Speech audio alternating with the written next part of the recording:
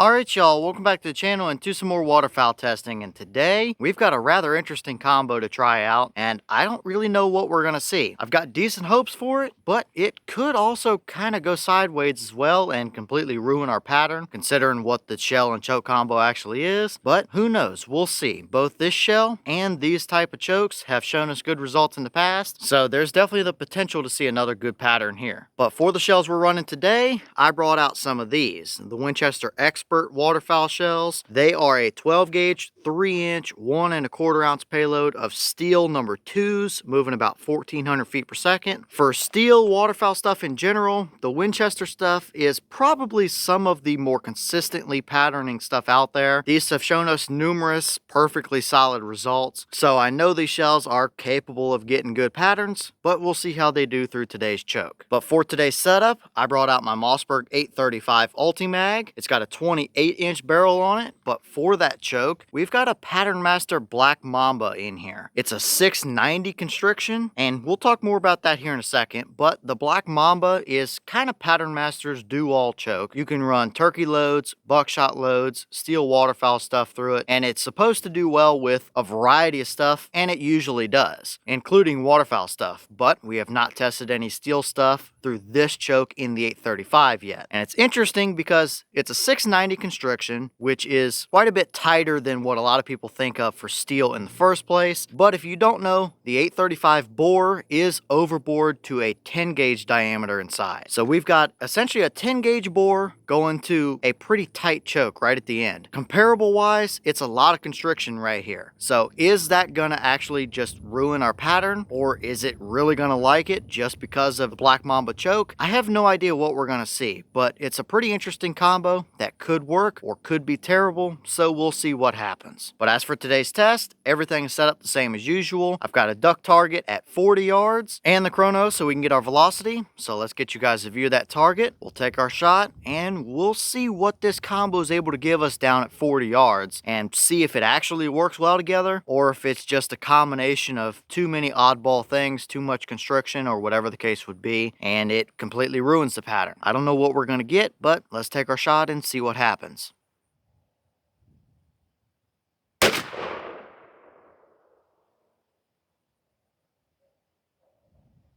Alright, that shell gave us 1452 through the chrono. Boss claim is 1400. So from our 28-inch barrel, that is also overboard a little bit to 10 gauge specs. We were seeing a little bit above their claim. So that's obviously perfectly fine for a velocity, but how did they pattern through that Black Mamba down there at 40? Let's go check it out and see.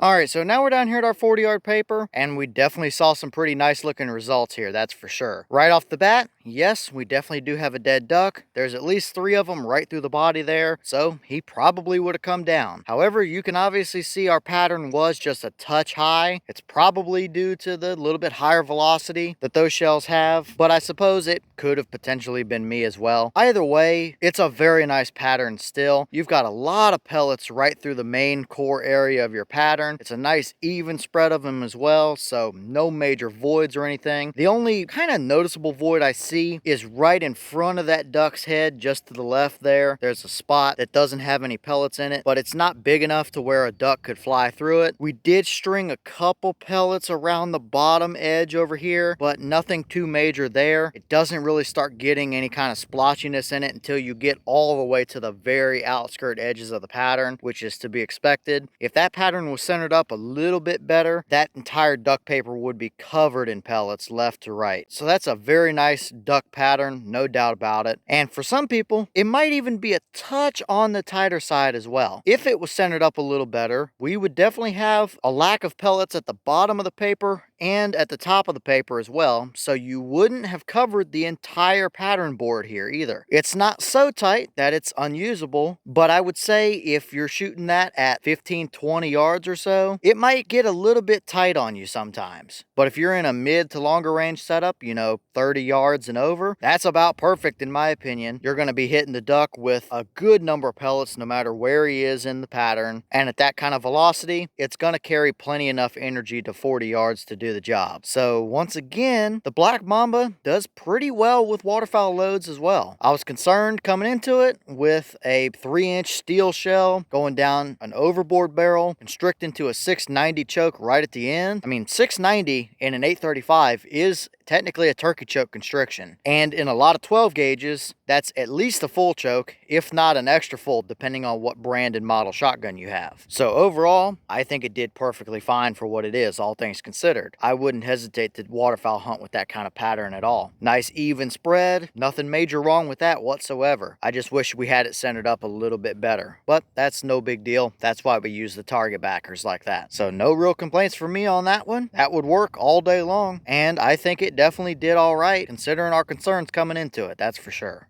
And here's the wad from that shell. Very basic, standard Winchester stuff. The ones from the Xpert loads are this kind of faded blue color, but it's very much the same as you would typically see in a lot of their other shells. Nothing stuck down in there except a little piece of grass. No major damage or anything. We almost poked a couple pinholes in the side here, but we didn't. So that 690 might be about the constriction limit before we start opening our pattern back up and potentially starting to get a little more damage on the wad, but we're still perfectly fine here. Nothing that I'm super concerned about, and clearly it did its job just fine for us today. Alright y'all, well, what did you think about that result right there? I definitely like what I'm seeing. There's really no major complaints on that. It's a nice even spread. It's a tight pattern, but it's not overly tight necessarily. I would say that's easily a mid to long range type of pattern. If you're hunting really close over decoys or something, you might want a little bit broader of a spread than that, because that's going to condense down quite a bit as you get closer ranges. But that would be a pretty good all-around type of pattern, where if you're a little closer, you could still be fine if you're right on the money with your shots, but you can push it a little farther as well and still hit the bird with multiple pellets, pretty much no matter where in your pattern you are. So I'm liking what I'm seeing there. It could have been way worse, all things considered, with that shotgun and choke combo, that's for sure. But the Winchester steel stuff is yet again pretty consistent, and the Black Mamba chokes also yet again kind of do their job. They perform well with a large variety of different types of shells, steel stuff included. So overall, I don't think you can really complain too much about that. But leave all your thoughts down below. Is that about what you expected to see? Were you a little surprised one way or the other? Have you tested any of those Winchester Xpert Waterfowl shells, or run them through a Black Mamba, or have a Black Mamba in an 835? And if so, what kind of results have you seen from them? Is that a pattern or combo you would use? Or is it a little too tight, a little too open, or just about what you're looking for? And what other waterfowl-oriented shells might you want to see us put through that Black Mamba choke in the 835? Let me know all that down below. But with that being said, I've got some more testing to get done for you guys, so I'm going to get back to it. As always, you have the channel Instagram as well as the mailbox where you can send stuff if you'd like. All the information will be in the description if you're interested in it, but I'm going to get back to it, so I'll see y'all in the next one.